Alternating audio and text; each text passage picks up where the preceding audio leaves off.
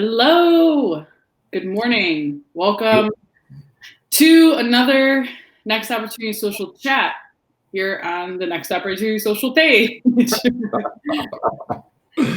I am Rachele Wright Wilson. I own Wright Outcomes, joined by JuJuan Buford. We don't have an outside guest today that we're interviewing. It's just going to be us again.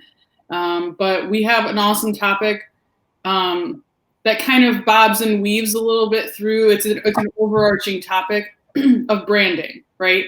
With the intention of not just why branding is important, but why branding solidifies your place in your industry and your market. And I was speaking with JuJuan last week, and I've referred an individual to him as well who was struggling with copycats.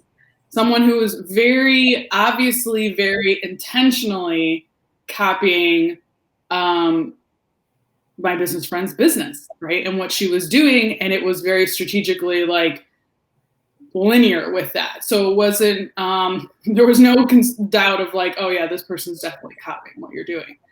And that got us in the topic of branding and like why our first instinct with that, a lot of times we see copycat as like we're angry, or I guess sometimes we're flattered, like, oh, I guess we're doing something right too. But also as entrepreneurs, we're very protective of our business and these are our babies, right? So we're territorial in that way, which is good, right? In the sense of, yeah, you can't just come in here and just take what I've built for the past months, years, whatever. Right. But how do we work around that? And how does branding fit into that, and to a point where we shouldn't always, depending on the situation, but we shouldn't always have to panic right away and we're going to lose everything because this person's copying everything that we're doing. That's where branding comes in, right? Of branding, and if you've done it right, and if you've done it well and thoughtfully and consistently, your people are your people, and they're not just going to jump ship because there's another option. Because to be perfectly honest, there's always other options for everything. Yep. Yeah, I'd agree 100%. Hi, everyone. This is JuJuan Buford. I am a business development professional, owner of JSB Business Solutions company. And, of course, the initial response the individual's going to have is get an attorney, right? And that should be it, right? You should have an attorney, specifically a law firm, right? In your back pocket. That's easier said than done, right? You either have to have budget or you have to have a service that provides that to you. But I tell individuals, look, at the end of the day, you have to have 4 professionals in your life as a business owner. And now, because of what's transpiring with the pandemic, I would argue maybe even a 5th if you have employees or you plan on onboarding employees. So the first thing you need to have is a good relationship with a finance person, right? Not someone who just simply knows how to count the beans, but someone who can explain what a balance sheet is, an income statement, be able to explain to you what a cash flow statement, help you understand that the numbers in your business tell a story, right? You need to have a marketing person. Look, this pandemic opened a lot of people's eyes, I hope. But the individuals who are winning right now, quite frankly, they have robust online presence. And that goes for restaurant owners in every industry across the board. So having a marketing plan and stratagem in place is imperative. You need to have a good relationship with your personal banker for obvious reasons, right? You just had a round of funding that was released a couple months ago. Guess what? It's going to happen again, similar to what happened in 2008.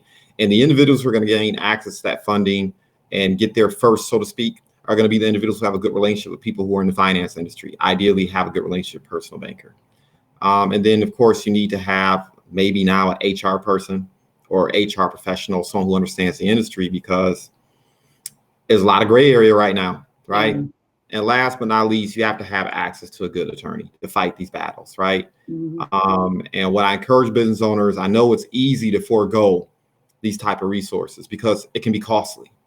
But what I would share with you is that it's going to be more costly not to have it later on, right? Don't starve the baby, right? Make sure you have these resources in place. because it's one of the most effective ways to nip it in the bud, but it's not the only way. And you're absolutely right. I mean, you can't fight every battle. The bottom line is, as entrepreneurs, we're almost like, we operate the same way writers do, right? Writers read each other's stuff and they comment amongst each other, right? They borrow content from each other. They borrow ideals from each other. That's what happens in a healthy publishing community. Well, guess what? That's what happens in the entrepreneurial ecosystem as well, right? Mm-hmm. And so, you're not going to have the luxury of picking up the phone and getting an attack dog attorney to have someone cease and desist all the time, right? And a lot of times it's not even necessary, to be quite frank. There's some other things you could be doing to shore up your brand. And, this is where I would kind of defer to you, right? Because I have my own ideals of how you can utilize branding to offset conflict that can occur and prevent people from basically being able to rob, cheat, and steal in terms of your own ideals and your presence. But I think a lot of individuals have a difficult time understanding what branding is. Yeah. Right? And that branding means different things depending on the stage you're in your business, right? Mm-hmm. Branding for Coca-Cola is different than branding for a startup, right? You're ideating, you're just launching your business out the basement. Those are different things. And I would defer to you, Rachele. I mean, what are your thoughts on, for our audience that are listening, like, what does branding mean to you? Initially, when people think of branding, I think right off the bat, they think of logo, right? Mm-hmm. It's a logo. It's my color. it's that. And it is part, that is a part of that, right? Or it can be a part of that. Not everyone has a logo and not everyone has solidified colors or, palettes and whatever. It's absolutely an aspect of it and can be an important aspect, especially when you're running into copycat sort of issues. So I don't want to discredit that it's not an important thing, but it's certainly not everything. Branding is the tonality of what you're saying and how you're saying it, how you're delivering that material. It's basically there's like 1,000 definitions based on your point of view of branding, but like it's the overall encompassing idea of your business. When someone sees something that you're putting out there or, showcasing to the world that you're marketing, it's obvious to them that this is yours, right? Because like you've solidified that this is, this speaks to your mission, this speaks to your why, this speaks to what you stand for, this speaks to why the business itself. So it's not always like this, I don't want to say branding's like ethereal and it's like a feeling, it's not, it is the concrete things, but absolutely in your writing, your copy, that's part of branding. I think what you name things, whether they're products or services, right? Potentially. They're in also how you work, right? And how you cut your customer service process. Right? Whether you have a client or you have a product, your process from start to finish with that person you're interacting with, that's part of your branding too. So it's a lot of things. And to be perfectly honest, if you don't have all of those areas worked out or they're feeling fuzzy, then I would argue that your branding isn't solidified enough. Yeah, I love it. I like to think about branding as a reflection of intent. Right? Your branding at the end of the day communicates your intent, right? And I love the thing you said about customer service or client services, right? I mean, because I would argue, especially when you're starting out, right? Your branding is really your branding is how you show up when you're first launching a business, right? From the time someone shakes your hand, from the time someone, like you said, reads your copy, editing, or whatever it is you're posting online. Quite frankly, even in the process of you onboarding the client, right? And what that process looks like and how it feels, how you follow up, right? Whether you take on a client and disappear, or whether you take on a client and you're there side by side, making sure that whatever service or product you've marketed to them is actually meeting their need, right? Exceeding expectations, right? It's part of your branding. I remember years ago, And as I was thinking about this conversation, I thought about it. And I think about it frequently. I remember when I was first starting out as an investment advisor, and there was a gentleman who kind of operated as a mentor to me. Older gentleman, he was in the Millionaires Club, did very well for himself. And I was smart enough to understand that, look, when I'm dealing with high-end clients, I need to bring in someone with high-end experience. So that way I get to earn what I learned, right? And I remember an appointment we went on, and I remember I arrived 2 minutes early, right? So I thought I was doing good, right? I arrived 2 minutes early to the appointment, and I walk in, and he's sitting with the business owner, and it was obvious to me that they had been there about 15 minutes, right? He had probably gotten at least 15 because they were on their first and a half, second cup of coffee. And to his credit, he didn't say anything to me about it, right? We sat down, gave a great presentation. I had a chance to listen and learn. The client received great service, great information, very happy with what we delivered and shared. And we ended up taking that person on, and I ended up being one of my most important clients to start my practice. But I remember the conversation we had after the appointment. And we walked out the door, and he looked around to make sure no one was looking. We kind of walked to the side of the building, and he mentioned a quote about Vince Lombardi and the ideal that when you show up on time, you're late. When you show up early, you're on time. And he basically told me in a very nice but also unsavory way at the same time, if you catch my drift, that don't F up like that again, right? Because I was messing with his brand, right? But also he was sending a message to me about what was required in order for me to build a brand, right? Because depending on the nature of work that you're doing, depending on, quite frankly, let's be real, your ethnic background, sex, et cetera, people will have preconceived notions of who you are, right? And what you're about and what they should expect. And so it planted a seed early in me to always exceed expectations.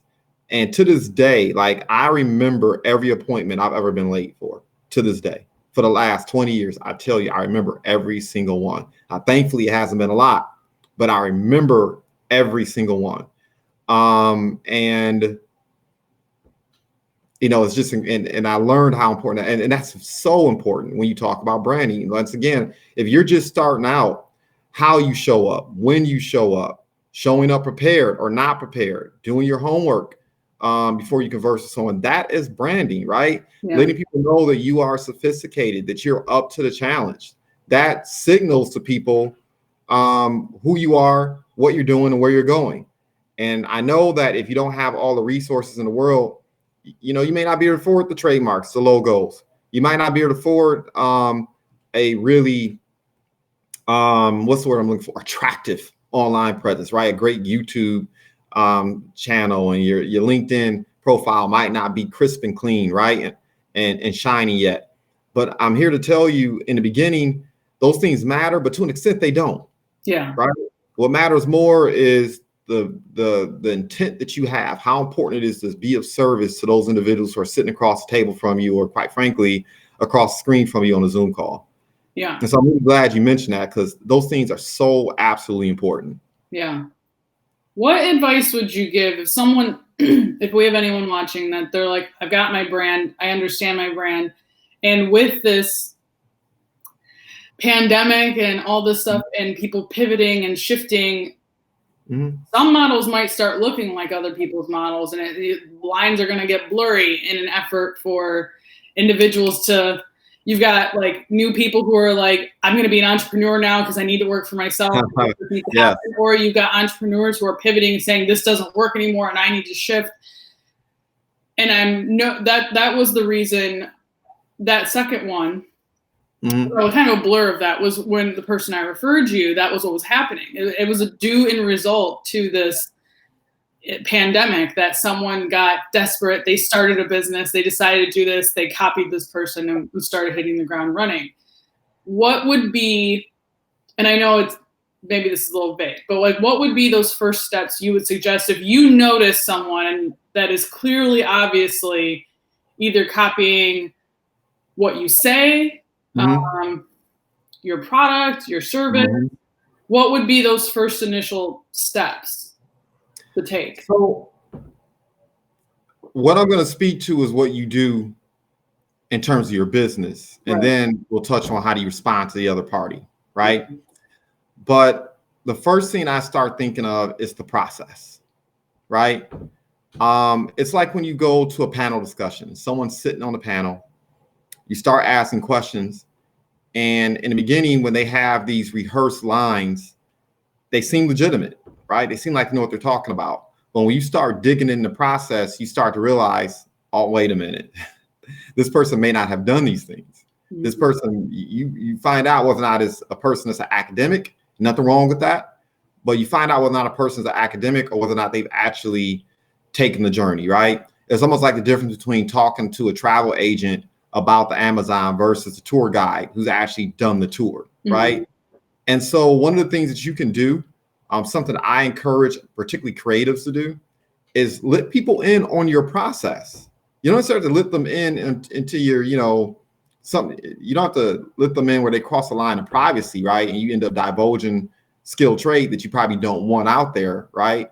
But let them in on your process. Let them see what your day-to-day looks like, what your preparation looks like, what are your thought processes, what are the habits, what are the share information about experiences you had on appointments, right? Share stories about the people whom you've impacted, because those are things you can't fake, right? You can't fake process.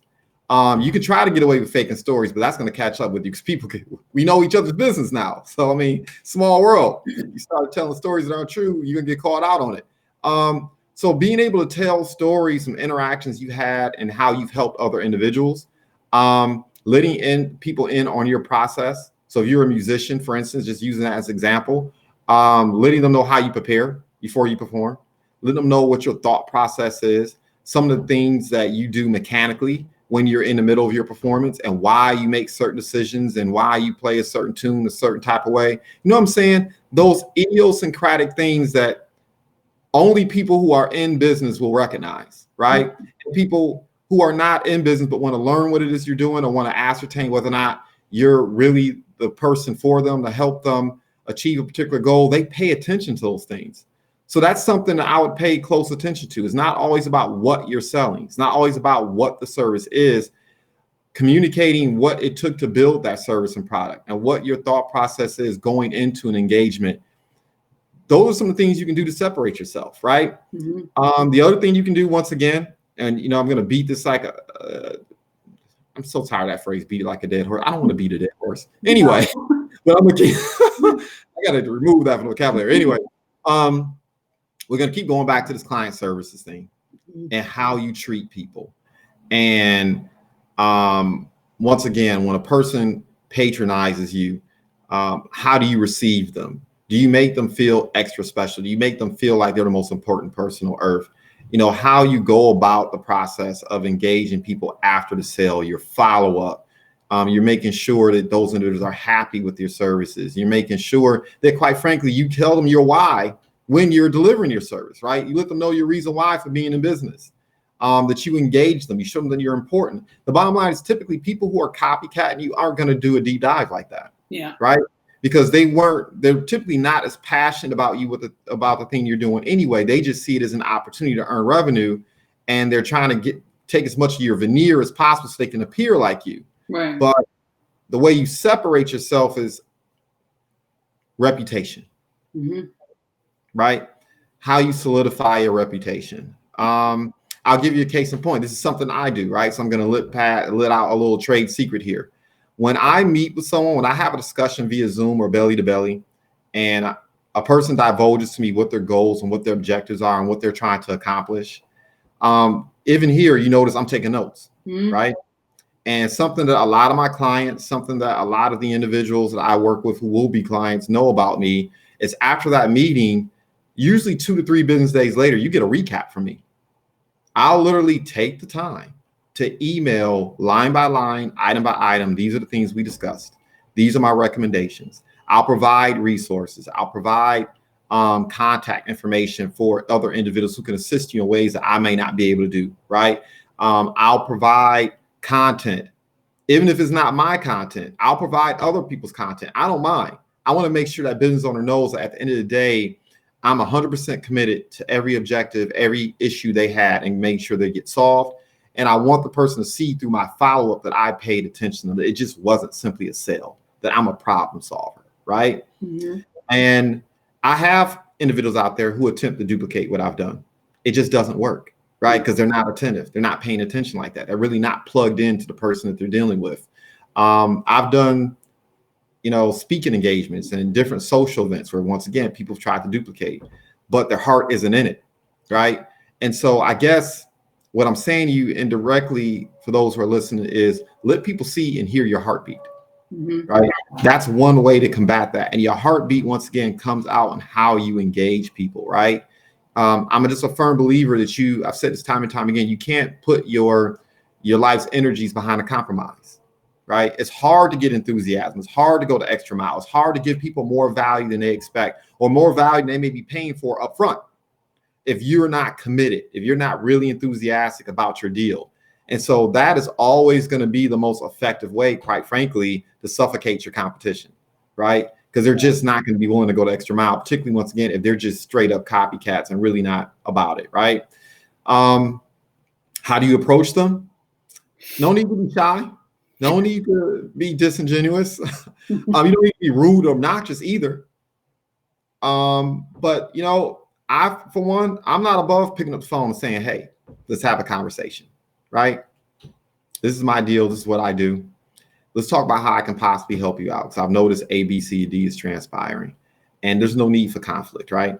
Right. We're operating in a large city, billion-dollar industry. There's enough to go around. Let's have a conversation. We might even be able to help each other, right? I may follow it up, which it is. No, it's not. I will follow it up with an email, with some type of electronic communication that I can confirm the receipt of, right? I'm going to do that, right? I know some people use text messages. I don't. I believe in an email, because you can also set up an email in such a way where you can make sure that there's a notification when they've actually opened or engaged the email, right? Yeah. I'll go as far as even use a Google Doc, which is very effective, because if someone opens up a Google Doc, there's a track to that, right? You can actually track that as well. You can track when they open. You can see how much, sometimes depending on, how technical you are, you can see how much of it they've consumed, right? So those are some of the things that I would do before I escalate and perhaps look to acquire legal assistance, right?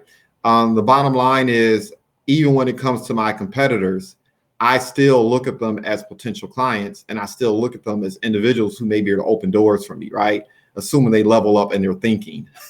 Right. And so those are the things that I would attempt to do. I'll be frank. 10 years ago, we were having a discussion. I'll be like, burn the bridges, go for them, put them out of business, But I just don't know if that's realistic anymore, because the barrier to entry to everything, almost everything, is nothing.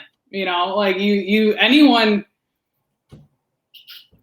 outside of being a doctor, rocket scientist, whatever, like, except for, you've got people who Google their way and decide that they know everything about those things as well too. Like, it's the barrier to entry to do a lot, even what most people are doing, is very low, or at least to appear that you know what you're doing. I mean, I'm in digital marketing. We talk about an industry that didn't need another human in it, but it just, I know that the way that I do things and deliver things and process things is very, very different than most of the individuals around me. But likewise, I enjoy doing the same thing. I really, in some cases, I like being a proactive step of finding my competition, so to speak, and establishing that relationship beforehand. Let's end this before you even get wise about trying to copy me. Let's develop a personal relationship. So in some cases, maybe you'll actually feel bad about doing that. So you're not even going to try. But that doesn't always work. And it's not necessarily always, the way to go about it. You said something that was very important, because the appearance, there is a low barrier. But to actually do business, I would argue in some respects, it's starting to become more difficult. And it's starting to become more difficult because people have gotten wise to that now. People have gotten wise. You can't easily fool people with a nice website and a nice social media presence anymore. Folks are finally at the point now where, quite frankly, and on some occasions, it actually works against you if it looks too veneered, if it looks too curated, right? People want to see that you actually are a human being and that you actually, once again, you do have a heartbeat. But because of there's such a proliferation of information out there, especially, look, I tell people all the time, Google is not a research engine, it's a search engine. So you're taking your advice from Susie Stapnowski, and you don't know who Susie Stapnowski really is. You don't know how effective she is. You don't know any of that. And so you could be out there consuming the wrong information. You're going out and regurgitating that and you're exposing yourself. Yeah. And so because of that, in some respects, it's actually become more difficult because so much information, so much knowledge is actually required to be effective, to be a cut above the rest, right? That's why I believe you have to be a constant learner. Like, you have to have a love for learning, because it's just like in athletics, right? At a certain level, all athletes are elite, right? At a certain level, you're all elite. You all have the talent, else you wouldn't be there, right? So because of that, what determines the difference between a successful athlete and a non-successful athlete? Where's the athlete that spends an extra hour in the weight room? An athlete spends just an extra hour practicing their shot or whatever their deal is. The athlete that spends just an extra hour watching video of their competition, right? That athlete that just spends that little bit extra, it only takes a little bit that accumulates over the course of time, right? You only need to get 1% better than your competition on a daily basis.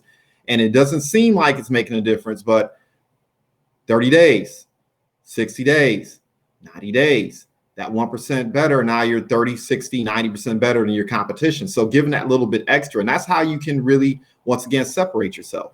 Yeah. You already know I use technology. I don't understand it. Like, absent you, I'd be like a deer in headlights with even half stuff that I do. But if I were you, I would not be afraid to post an article every now and then. Do a presentation, not even for the sake of acquiring clients, but just for the sake of doing a deep dive and getting your nerd on, right? Yeah. And letting people see just how much extra time you spent in the gym, in that film room, right? And that separates you a lot. And of course, at the end of the day, with you, Rachele, you have a reputation. You have people who will vouch for you. You have people who will testify to how effective you are, people who will testify to how intelligent you are and how beneficial the relationship has been. And once again, that's another way for a business owner or entrepreneur to separate yourself from the pack, because you can't easily duplicate that either, right? Right. There's a reason why I have testimonies on my LinkedIn site. There's a reason why I ask my clients to write recommendation letters, because some things you just can't fake, right? And that's how you separate yourself. Yeah. And don't get it twisted. People will follow up. So, that's important. Christian, great question. What changed my mind? What changed my mind is funny. We were just having a conversation before this began. Talent wins games. Teams win championships. And one of the most important lessons I've learned early on in my career, to be transparent. So I know what it's like to have a $30,000 day in business. I know what it's like to really knock the ball out the park in a lot of different endeavors that I've been in. But one of my earlier frustrations early on as an entrepreneur and professional was that I never could develop momentum. So I'd achieved these really good things, right? I'd gained notoriety. I would achieve something that's helped me stand away from the pack, but I never was able to gain traction. And I understood at a certain point when I turned the corner, I realized, you know what? It's not enough for people to respect you. It's not enough for people to appreciate you. It's not enough for people to even kind of like you. You have to be able to create advocates, people who are stark raving fans of what it is that you do. People who even in their competition with you have to give it up and say, you know what? They're just handling their business. You don't want to create turmoil. You don't want to create animus unnecessary. Number one, look, business is already a contact sport. So conflict's going to occur, right? This isn't flag football. This is rugby. And you mess around, you get knocked in your teeth. You think it's a game in business, right? So there's already enough conflict as it is. You don't want to create more of it. And so when I understood that, that's when I turned the corner. And that's when business started getting a lot easier. To this day, that's why I really don't concern myself about where my next client is coming from, because I've built up so much goodwill. When there have been opportunities where I could have, quote unquote, slayed someone, I didn't. And I know they know it, right? I know that. There are times where I've been in a room with someone, they know the JuJuan from 10, 15 years ago would have raised up, and it just would have been, it would have been a very unsavory and unpleasant situation for them. Now, nah, no need to go there, right? I don't want to expend the unnecessary energy too. You know, it takes more energy to be mad. It takes more energy, you know, your music matters, right? If you're running around mad and angry and upset, your music matters. You can't fake that. People can feel your music. Mm-hmm. And I just want my music to be positive. I want my music to be uplifting. I want my music to be transcending. I'm not thinking about my competition, because the other thing I would encourage people to understand too, which is why I don't get upset with individuals too much anymore, is look, I almost view, look, entrepreneurship is competition, right? And anyone who's played sports before, particularly if you've ran track, you know when a track runner's in trouble when they start looking around and see what everyone else is doing, when they're not running their race. 9 times out of 10, they're getting ready to lose, right? When you're running your race as good as you can run your race, and you've paid the price, you've done the training, you did everything you're supposed to do, you're confident in the race that you're running. And so you're just focused on that. And that's why you win, right? When you're so busy spending time checking for what everyone else is doing around you, that's an unnecessary expenditure of energy. That's time you could be spending perfecting your craft and running the best race you can run. And so, you know, coming to these understandings is what changed my mindset. And there's still people who I want to thrash. There's still people who I want to, you know, suffocate out. But what I've learned is that success can be your best tool. Success can be the best means in which to deal with competitors and people who are unsavory.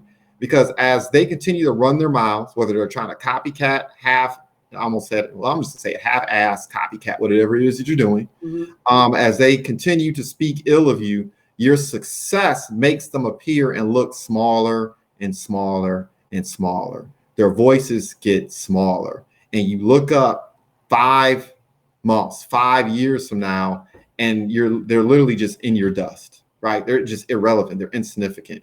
But you make them relevant, you make them significant when you get in the dirt with them, right? Because if someone's playing around in the dirt, someone's playing around in the mud, you got to get dirty to deal with them, right? So, you know, that is what changed my thinking, coming to those understandings. So hopefully that answers your question, Christian. Yeah, I mean, I think part of that too is your confidence, though, in what you've built. Mm-hmm. That it wasn't as much of a concern to you anymore about, well, I wouldn't say it's not a concern what other people are doing. You just shifted in what you concerned yourself with those people are doing. Yes. Yeah. I definitely think that can take time. That just takes time, and not just being confident in yourself, but being confident in what you've built and what you're continuing to build. Right. Yeah. For me too, if I see individuals that maybe, again, I'm in this weird muddled world of a lot of people do a lot of similar things, but I'm always, if anything, I look at situations now of people who maybe they're doing something similar to what I'm doing, or they're right behind what I'm doing. If anything, I know that I'm on the right path of they have no idea what I'm about to do. They have no idea what I'm about to do and how I'm going to grow. And to that extent, that gives me energy, and that keeps me excited about what I do. Because it's like, you can copy what I do all day, but I'm 10 steps ahead of you. Yes. I'm already building the next thing when you're trying to mimic what I'm doing right now. Mm-hmm. And that's something too, when I get people who come to me, because to a certain, marketing is the process of getting yourself to stand out from someone else. So, you know, in my process, when I'm working with individuals, we focus a lot on, yes, this is your business, your why, what do you stand for, all that. But let's talk about you, right? We as individuals buy from people we know, like, and trust. And unless you can articulate that know, like, and trust factor authentically, then you're gonna look like a copycat from someone else. So, you know, be mindful of that. You might not be copying someone else, but if you're not showing up as authentically genuine with your own process, someone could easily come to you and be like, oh, you're copying what I'm doing, because it's very generic. Yeah. You know, oftentimes too, something to think about, because you raised another valid point that I think is very interesting and worthwhile. Look, when you've put in time in your work, when you've paid the price, when you've put in your 10,000 hours, right, from Malcolm Gladwell's Outliers, what you've also done is you've identified your target market. You've identified your ideal client. And someone who's trying to copy off you really doesn't understand that, right? At a certain point, you begin to realize that a lot of marketing and branding is about attracting what I think it was Tim Ferriss. He talks about the ideal of having 1,000 or 3,000 fans, right? Stark raving fans, right? And you get to a point where, as you start to refine your business practices, you start to do everything you do in terms of your music, your approach, the language you utilize, everything is geared towards attracting those 3,000 fans, right? Creating that resonance. And that's something that can't be copycatted. I'm just sorry, it can't. People who are, if you're focused on creating your 3,000 fans deep, right? 3,000 people where no matter where you go in the world, no matter what project or what endeavor you're involved in, they have your back because they believe in you. That's something that can't be bought. And right, that's the pain of entrepreneurship, but it's also the extreme blessing, right? That if you're willing to put in the time, because there are no shortcuts. You take a shortcut as an entrepreneur, especially when you're starting out, I promise you, it will come back to bite you in your derriere every single time. It will always come back to bite. Always, always, always. So, you know, that whole process, once again, makes it extremely difficult for people to kind of break into your niche and usurp or take clients or make your life difficult. Now, people can give you a headache. They can be annoying. But at the end of the day, if you're really focused on building that network of 3,000 fans, I promise you, and you understand what really resonates with your people, the stories that you tell, the way you show up, you know, that confidence is built in the doing, right? The doing and the experiencing. So that does not mean you ignore people, right? If someone is stepping over the line, you address it. We talked about that earlier, right? And if you need to muscle up legally, let's get to it, right?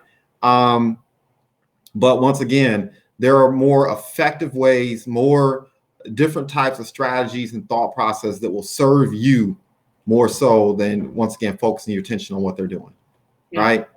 And you're right, that comes with experience, that comes with confidence, but also comes with knowing your why.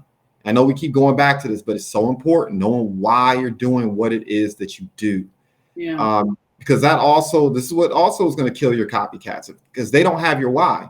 So they're not going to be up. They're not going to be up at 2, 3 o'clock in the morning and then wake up 3, 4 hours later and get it in. They're not going to do it. You can't find the energy to do the work you have to do as an entrepreneur, especially in the beginning. Because in the beginning, you're doing a lot of things that you don't get paid for. So later on, you start being compensated for things you no longer have to do. And once again, someone who's trying to bite off you, somebody who's trying to steal your thunder, they're not going to be willing to put in the work. You're going to make strides on them. Christian here says, is there any time where you are showing too much of you? I like this question a lot. I'm glad you asked it. And I already started thinking about it before it was asked when you mentioned Tim Ferriss, because another person that who's like my marketing god, and so is for so many people, Seth Godin, right? So this brings up an interesting point of understanding that a good chunk of your audience are people who want to be you, right? They're not necessarily going to copy you, and that doesn't make them copycats, but they admire you. They admire what you're doing, and they want to be you, right? If I think of like Seth Godin and whatnot, his audience is a lot of people, but he's a marketer, right? But in his audience is mostly marketers, right? Who admire what he's built and what he's done. If he had not showcased himself and he writes a blog every single day. And if you subscribe to it, you will get an email every single day of his blog, right? Of what he's written, his thoughts for that day. If he at any point had gotten overly concerned about someone copying him, or that someone's going to be able to grasp that genius of what he has, think of how less we would have gotten and how our society wouldn't have been as beneficial from what he could have shared, right? Of being able to share with us all of that knowledge, to the extent of whatever he was comfortable with that. But he shares a lot. He is not afraid to over indulge in what you want to talk about or show you how this works. And I guess I say to this point as well, I think before people would be like, you don't want to show too much, you don't want to give away too much and whatnot. I think that's a harder argument now to make in an age where we are consuming so much information all day long, so quickly, that you could put out there everything you do, everything you know, how you do it, whatever, and someone is only still going to have only so much time to consume all of that, of what you do, and they're going to be consuming 100,000 other things as well, right? So even if you do showcase more and do more and whatever, there's only just so much that our brains can hold at one time, right? And that we're going to solidify onto. So I would argue almost, I don't know if it's a blanket yes or no answer, if that yes, there's a line, but kind of like to what you were saying in the earlier, showing the inner workings and the messiness and the process of it all, of showing more of too much of you, is just going to help people feel that you actually know what you're talking about. You actually know what you're doing. And, you know, I'm going to piggyback off of that and just maybe nuance it a little bit, because I know there's another concern too, right? Because people are concerned about being judged. Yeah. Right. Because there's a lot of peacocking, if you catch my drift, on Instagram and Facebook and LinkedIn, a lot of peacocking, right? If you catch me. So, but here's the thing, I would argue, is look, in some respects, it's beginning to backfire, right? I pay attention. I don't spend too much time on social media. I just refuse to have my life revolve around it. But I do pay attention to who's showing up and who isn't. And there are a lot of shiny suit, loud people who are peacocking that you don't see too much anymore.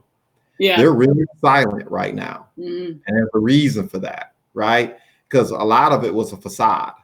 Look, I share this with people all the time. Me being a former investment advisor, I think about this all the time. I know the stats. The super majority of U.S. households, super majority of people working earn $40,000 a year or less. So I know not to pay attention to what people are wearing. I know not to pay attention to what cars they have. I know not to pay attention to what vacations they're on, because I know most of that stuff has been bought on, they're renting it. It's on credit. And when shit hits the fan, the credit isn't available anymore. So the reality becomes crystal clear. And that's the same in business, right?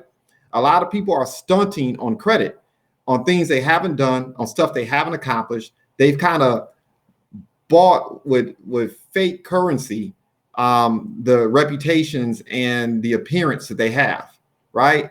And people are really catching wind of that. They're seeing that. A lot of people are getting exposed right now. And if you have been authentic, if you have been you, and yeah, everyone goes through their ugly duckling period, but I would argue, particularly with serious people, the type of individuals who are checking for you anyway, they don't mind that. Right. They don't mind seeing the climb. They don't mind knowing that, yeah, you would. Matter of fact, you know, Rachele, you hit the nail on the head. People do business with folks when they like, know, and trust. They do business with folks when they feel like can identify with, right? No one's perfect out here. No one, you know, no one's faces, bodies, lifestyles, et cetera, is perfect out here. That's all curated, right? So I think there's a line, like you notice with me, I'll just be frank, I don't post too many pictures of my family anymore because people are just crazy. I'm not trying to have that, right? It's certain information I just don't want broadcasted about the inner workings of my personal life because, you know, the world we live in today, it's just, you know, it's not even about me being concerned about what people will see, it's being concerned about how people can use that information. Right. To cause harm, not only to myself, but other people around me, right? So I'm cognizant of that. But in terms of your business process, if you're going through that ugly duckling stage, if you're still kind of figuring things out, if you're still ideating, reflecting on things, trust me, that's not going to hurt you as nearly as much as people think it will. Matter of fact, it'll endear people to you, right? I can think of perfect example, Chris Rock.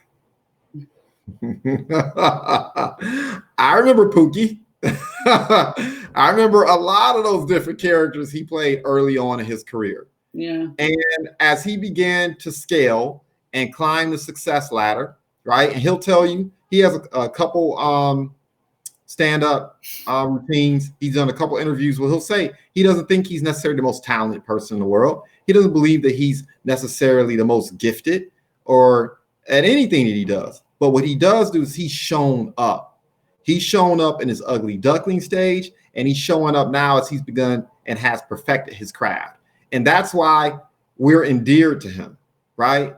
Because we saw how he started and where he is now, and he basically lit us into his process. Chris Rock's gonna go down as a legend for that reason. Whether you agree with what he says or not, just because you had a chance to see his process and see his come up, people are gonna be talking about him, right? It's the same thing in entrepreneurship, right? Having those stories, seeing people watch you level up. And I'll leave you with this. The people who are in your life now, as you're climbing a ladder, a year from now, they're not going to be in your life. People who are in your life a year from now, the majority of them aren't going to be in your life 5 years from now. The people who are in your life now aren't going to be around to see you level up. They're going to be on to the next or doing something else. It's human nature. It is what we are. We're sapiens. That's just that's what we do.